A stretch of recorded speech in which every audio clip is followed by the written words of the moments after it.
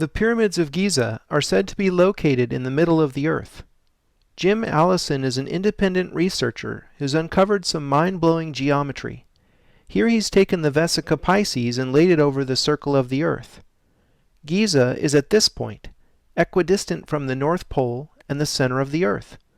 Quite a central location when you see it this way. In one of the oldest surviving Hermetic fragments called the Kore Kosmou, or Virgin of the World, Isis has this to say to her son Horus. But the right holy land of our ancestors lies in the middle of the earth, and the middle of the human body is the sanctuary of the heart, and the heart is the headquarters of the soul, and that, my son, is the reason why men of this land are more wise. It could not be otherwise, seeing they are born and bred upon earth's heart. The heart of Egypt would have to be the Great Pyramid, and it embodies many more secrets. Let's investigate a few more. Here I've superimposed two instances of the same 3D model. When we draw a circle from the center of the pyramid in plan to the tip of the pyramid in elevation, something amazing happens. We square the circle.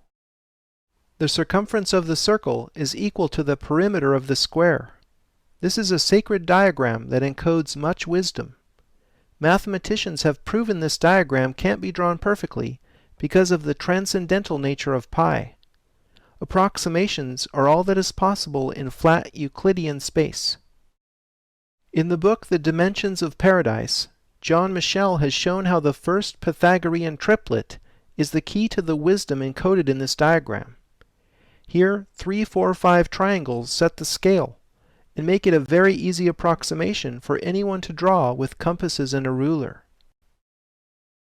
Now brace yourself for the wisdom. The moon and earth actually fit this diagram. The size of the moon compared to the earth is as 3 is to 11, with a 99.97% accuracy. The pyramid therefore encodes the relative sizes of moon and earth. The 3, 4, 5 triangle itself contains a secret that unlocks yet more of the mystery. The area of a 3, 4, 5 triangle is 6. 6 is one of very few perfect numbers in math, and is the only number in the infinite sea of numbers which is both the sum and product of the same 3 numbers.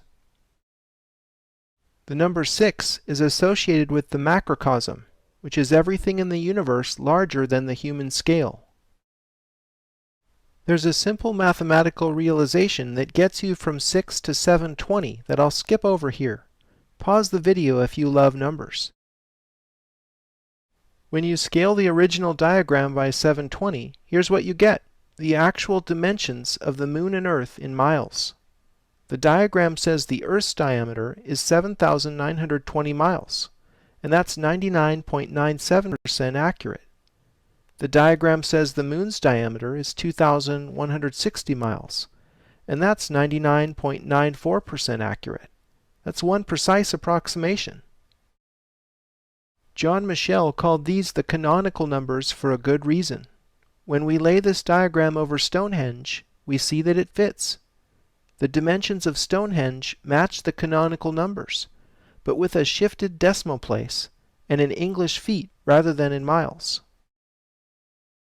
St. Mary's Chapel in Glastonbury is another structure Michel has found that fits the canonical numbers in English feet. According to the legend, St. Joseph of Arimathea left Jerusalem after the crucifixion and traveled to the Druid Isle of Avalon, where he built the first Christian church. This was later rebuilt as St. Mary's Chapel in the 12th century. Joseph of Arimathea is mentioned in all 4 Gospels as the wealthy man who donated his own prepared tomb that became the Holy Sepulchre. Some say Joseph of Arimathea was Jesus' uncle, because he acted like a family member in this regard. In any case, these are the walls that remain from St. Mary's Chapel, and here are its dimensions in English feet. The dimensions fit the canonical numbers, just like Stonehenge. The original chapel's ground plan resonates with a double Vesica Pisces like we saw in the analysis of the Great Seal of the United States. Thinking of the legend, I overlaid a 5 by 12 rectangle with X's inside that we'll see later in Jerusalem, and I discovered that it closely fits the double Vesica Pisces. Perhaps there is truth to the legend of St. Joseph of Arimathea after all. St. Mary's seems to bear the stamp of the Jerusalem rectangle. If shifting the decimal place in the canonical numbers doesn't matter, then there must be something special about the decimal system. Consider Pythagoras' motto, "All is number."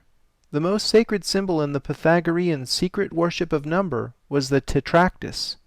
The diagram consists of points arranged in 4 rows, with 1, 2, 3, and 4 points in each successive row.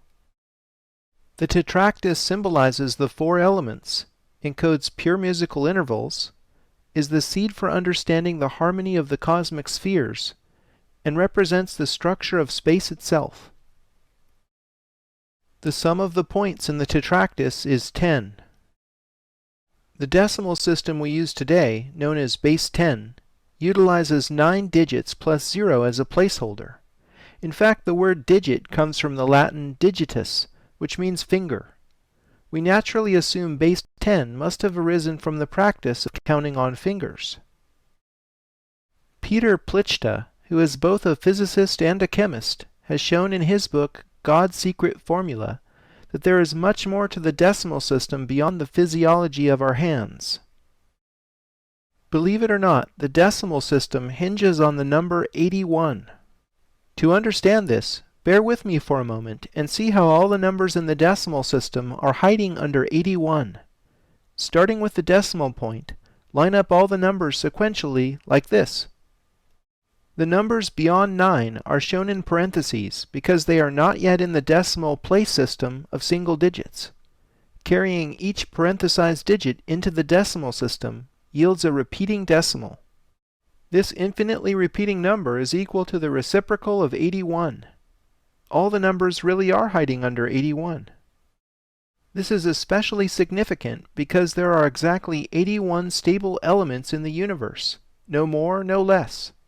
The periodic table of the elements lists the elements beyond 83 as subject to radioactive decay, but most are unaware of the fact that unstable elements 43 and 61 don't exist anywhere in the universe unless they are synthesized.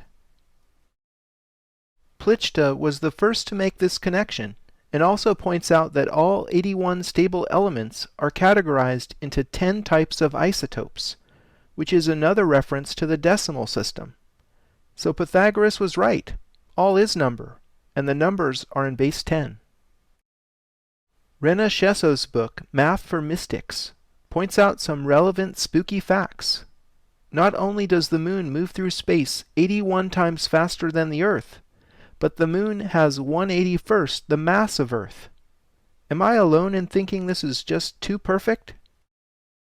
She also points out that the magic square of the moon is a 9 by 9 square having 81 numbers. Magic squares go back at least 2,600 years to ancient China. I get the feeling all of this was known in the distant past. While kids count to 10 on their fingers, theoretical physicists talk about 10-dimensional superstrings, and Kabbalists talk about 10 sephiro on the tree of life. They are all recounting the decimal structure of the universe from different points of view.